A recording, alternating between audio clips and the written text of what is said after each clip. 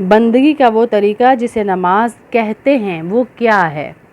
بندگی کا وہ طریقہ جسے نماز کہتے ہیں وہ کیا ہے؟ گھر میں یا مسجد میں اللہ تعالیٰ کے سامنے ہاتھ باندھ کر کھڑے ہوتے ہیں اور قرآن شریف پڑھتے ہیں، اللہ تعالیٰ کی تعریف بیان کرتے ہیں، اس کی بزرگی اور تعظیم کرتے ہیں، ان کے سامنے جھک جاتے ہیں اور زمین پر سر رکھ کر اس کی بڑائی اور اپنی عاجزی اور ذلت ظاہر کرتے ہیں۔ مسجد میں نماز پڑھنے سے آدمی اللہ تعالیٰ کے سامنے ہوتا ہے یا گھر میں؟ اب دونوں طریقوں سے پوچھا جا رہا ہے کہ مسجد والی نماز افضل ہے یا کہ گھر والی نماز افضل ہے۔ اللہ تعالیٰ ہر جگہ سامنے ہوتا ہے، چاہے مسجد میں نماز پڑھو چاہے گھر میں، لیکن مردوں کے لیے مسجد میں پڑھنا افضل ہے۔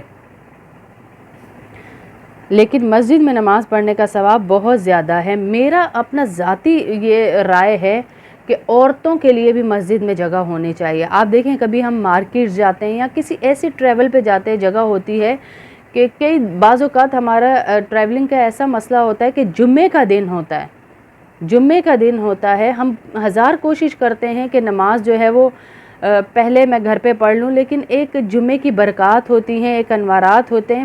میرا ذاتی یہ رائے ہے کہ مسجد میں عورتوں کے لیے الگ سے جگہ ہونی چاہیے، جیسے تراویحوں کے لیے جگہ بنائی ہوئی ہوتی، ہر مسجد میں ایک پورشن ہونا چاہیے عورتوں کے لیے کہ پردے کے ساتھ نماز پڑھی جائے، وہاں جا کر ایک پورشن ہونا چاہیے۔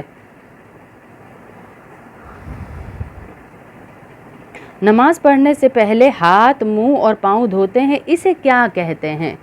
سوال ہے کہ نماز پڑھنے سے پہلے ہاتھ، منہ اور پاؤں دھوتے ہیں، اسے کیا کہتے ہیں؟ اس کو وضو کہتے ہیں۔ بغیر وضو کے نماز نہیں ہوتی ہے۔ نماز میں کس طرح منہ کر کے کھڑا ہونا چاہیے؟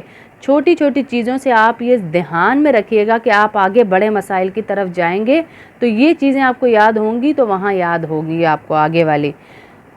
نماز میں کس طرف منہ کر کے کھڑا ہونا چاہیے؟ پچھم کی طرف، جس طرف شام کو سورج جا کر چھپ جاتا ہے، پچھم کی طرف منہ کر کے کھڑا ہونا چاہیے، یعنی قبلے کی طرف۔ پچھم کی طرف منہ کر کے کیوں حکم دیا گیا؟ مکہ معظمہ میں اللہ تعالیٰ کا ایک گھر ہے جسے کعبہ کہتے ہیں۔ یہ اکثر بچے سوال کرتے ہیں کہ ہم قبلے کی طرف منہ کر کے کیوں پڑھیں نماز، ہر جگہ نہیں پڑھ سکتے؟ تو یہ ان کو جواب دیجیے گا کہ مکہ معظمہ میں اللہ تعالیٰ کا ایک گھر ہے جسے کعبہ کہتے ہیں، اس کی طرف نماز میں منہ کرنا ضروری ہے، اور وہ ہمارے شہروں سے پچھم کی طرف ہے، اس لیے ہم قبلے کی طرف ہی منہ کر کے نماز پڑھتے ہیں۔ جس طرف منہ کر کے نماز پڑھتے ہیں اسے کیا کہتے ہیں؟ اسے قبلہ کہتے ہیں۔ دن رات میں نماز کتنی مرتبہ پڑھی جاتی ہے؟ دن رات میں نمازیں 5 فرض ہیں۔ پانچوں نمازوں کے نام کیا کیا ہیں؟ اپنے بچوں کو بھی یاد کرائیے، خود بھی یاد کیجئے کہ پانچوں نمازوں کے نام کیا کیا ہیں۔ پہلی نماز جو فجر، جو کہ صبح کے وقت سورج نکلنے سے پہلے پڑھی جاتی ہے۔ دوسری نماز ظہر، جو کہ سورج ڈھلنے کے بعد پڑھی جاتی ہے۔ تیسری نماز، بالکل ماشاءاللہ 5۔ تیسری نماز عصر، جو سورج چھپنے سے 1.5-2 گھنٹے پہلے پڑھی جاتی ہے۔ چوتھی نماز مغرب، جو شام کو سورج چھپنے کے بعد پڑھی جاتی ہے۔ پانچویں نماز عشاء، جو 1.5 گھنٹے رات آنے پر پڑھی جاتی ہے۔ اذان کسے کہتے ہیں؟ جب نماز کا وقت آ جاتا ہے تو نماز سے کچھ دیر پہلے ایک شخص کھڑے ہو کر زور زور سے یہ الفاظ کہتا ہے۔ اب یہاں پر آپ نے اذان یاد کرنی ہے، کیونکہ اذان اور افحسبتم والی آیات میں کافی دفعہ بتا چکی ہوں عورتوں کو، لیکن ان کو اذان یاد نہیں ہوتی۔ تو مجلس کی یہ برکت ہوتی ہے کہ جب ہم مجلس میں، بالکل ماشاءاللہ ماشاءاللہ، فجر، ظہر، عصر، مغرب، عشاء، جب ہم مجلس میں کوئی چیز یاد کرتے ہیں نا تو وہ چیز ہمیں بہت جلدی یاد ہوتی ہے۔ یہ کلاس کی برکت ہوتی ہے۔ اب میرے پیچھے پیچھے الفاظ دہرائیے گا اذان کے: اللہ اکبر، اللہ اکبر، اللہ اکبر، اللہ اکبر، 4 دفعہ ہو گیا، ٹھیک ہے؟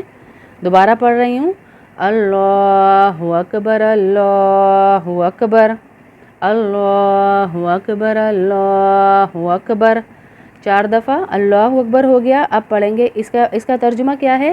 اللہ سب سے بڑا ہے، اللہ سب سے بڑا ہے، اللہ سب سے بڑا ہے، بے شک اللہ بڑے، اللہ کے خزانے بڑے، اللہ کے دینے کے بہانے بڑے ہیں جی۔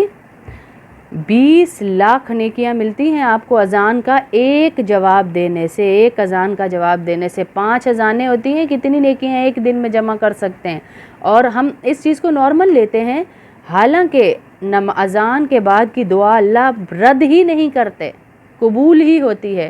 اور میں ایک نسخہ بتاؤں آپ کو، جب اذان ختم ہو جائے، آپ نے اذان کی دعا دی، دعا پڑھ لی، ربنا آتنا والی دعا، ربنا کیا ہے اذان کے بعد کی، ذہن سے دعا ہی نکل گئی، رب ہذہ الدعوۃ التامہ والی دعا پڑھ لی آپ نے، اس کے بعد آپ لبیک اللہم لبیک لبیک لا شریک لک لبیک ان الحمد والنعمت لک والملک لا شریک لک پڑھیں گے تو انشاءاللہ اسی سال اللہ پاک آپ کو حج اور عمرہ نصیب فرمائیں گے۔ پھر اس کے بعد 4 دفعہ اللہ اکبر پڑھ کے آپ نے پڑھنا ہے اشہد ان لا الہ الا اللہ، اشہد ان لا الہ الا اللہ، 2 دفعہ 2 دفعہ آپ گواہی دے رہے ہیں کہ میں گواہی دیتا ہوں کہ اللہ کے سوا کوئی معبود نہیں، میں گواہی دیتا ہوں کہ اللہ کے سوا کوئی معبود نہیں۔ ماشاءاللہ ماشاءاللہ مہرون صاحبہ۔ پھر جب ہم نے یہ گواہی دے دی کہ اللہ کے سوا کوئی معبود نہیں، اب دوسری کیا آ رہی ہے؟ ظاہر ہے اللہ کے ساتھ رسول کا نام جڑا ہوا ہے جی، صلی اللہ علیہ وسلم۔ اشہد ان محمد رسول اللہ، اشہد ان محمد در رسول اللہ، در ہوگا در نہیں ہوگا، یہ اذان کے الفاظ ہیں۔ اشہد ان محمد رسول اللہ، 2 دفعہ اس کو بھی پڑھیں گے۔ کتنا آسان کر دیا اذان کو آپ کے لیے۔ 4 دفعہ شروع میں اللہ اکبر، 2 دفعہ اشہد ان لا الہ الا اللہ، 2 دفعہ اشہد ان محمد رسول اللہ۔ ماشاءاللہ ماشاءاللہ سیدہ الفیہ بہن۔ میں گواہی دیتی ہوں کہ محمد اللہ صلی اللہ علیہ وسلم اللہ کے رسول ہیں، میں گواہی دیتی ہوں کہ محمد صلی اللہ علیہ وسلم اللہ کے رسول ہیں۔ پھر اس کے بعد ہم 2 دفعہ کہیں گے حی علی الصلاۃ، حی علی الصلاۃ، آؤ نماز کی طرف، آؤ نماز کی طرف۔ جب میں کسی کو نماز کی دعوت دے رہی ہوں تو اگلا پوچھے گا کیوں بھائی، مجھے کیا ملے گا؟ اللہ نے فوراً جواب رکھوا دیا، حی علی الفلاح، حی علی الفلاح۔ میں کہہ رہی ہوں حی علی الصلاۃ، آؤ آؤ نماز کی طرف، 2 دفعہ میں نے کہا، پھر 2 دفعہ اسی کی گواہی دی کہ نماز میں کامیابی ہے، آؤ کامیابی کی طرف، حی علی الفلاح، آؤ کامیابی کی طرف۔ کامیابی نماز میں ہے۔ اگر ہم اس کو پہلے رکھ دیتے، اللہ حی علی الفلاح پہلے بول دیتے کہ کامیابی ہے، آؤ کامیابی کی طرف، آؤ کامیابی کی طرف، پھر کہہ دیتے حی علی الصلاح، لیکن اللہ نے بتایا کامیابی نماز میں ہے، نماز پڑھو گے تو کامیابی ملے گی۔ ہاں کچھ لوگ کہتے ہیں نا کہ باجی پہلے ہم سیٹ ہو جائیں پھر نمازیں پڑھنا شروع کر دیں گے، باجی میں پاک ہو جاؤں نمازیں شروع کر دوں گی، باجی میں صحت مند ہو جاؤں میں قرآن شروع کر دوں گی، باجی میں صحت مند ہو جاؤں میں نماز شروع کر دوں گی۔ اللہ نے تو ہمارا رول ہی الگ رکھا ہوا ہے جی، پہلے نماز پھر کامیابی، پہلے کامیابی پھر نماز نہیں، کامیابی پہلے نہیں ہے، نماز پہلے ہے، قرآن پہلے ہے، پہلے نماز پڑھیں گے، اللہ سے جڑیں گے تو کامیابی ہمیں ملے گی انشاءاللہ۔ یہ 4 دفعہ کہہ دیا ہم نے، پھر دوبارہ ہم آخر میں کہیں گے اللہ اکبر، اللہ اکبر 2 دفعہ، پھر آخر میں گواہی دیں گے لا الہ الا اللہ۔ یہ پوری اذان ہو گئی۔ اللہ سب سے بڑا ہے، اللہ سب سے بڑا ہے، اللہ کے سوا کوئی عبادت کے لائق نہیں، یہ اذان کے الفاظ ہیں۔ اللہ کے نبی صلی اللہ علیہ وسلم نے کہا کہ جو شخص ضد کرتا ہو، بدتمیزی کرتا ہو، وہ آپ کے سامنے نہیں بھی ہے، گالی گلوچ کرتا ہو، آپ بار بار اس کے کانوں میں تصور میں اذان دیجئے۔ اور دوسری بات یہ کہ بڑے سے بڑی بیماری ہو، اللہ کے نبی نے کہا یہ اذان اور افحسبتم والی آیات پہاڑ کو اپنی جگہ سے ہٹا دیں تو بیماری کیا معنی رکھتی ہے جی، پہاڑ کو ہٹا دیتی ہے، پہاڑ کو اپنی جگہ سے۔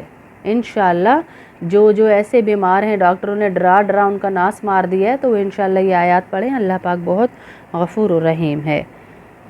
دوبارہ اذان پڑھ رہی ہوں، ساتھ میرے دہرا لیجئے گا۔ اللہ اکبر، اللہ اکبر،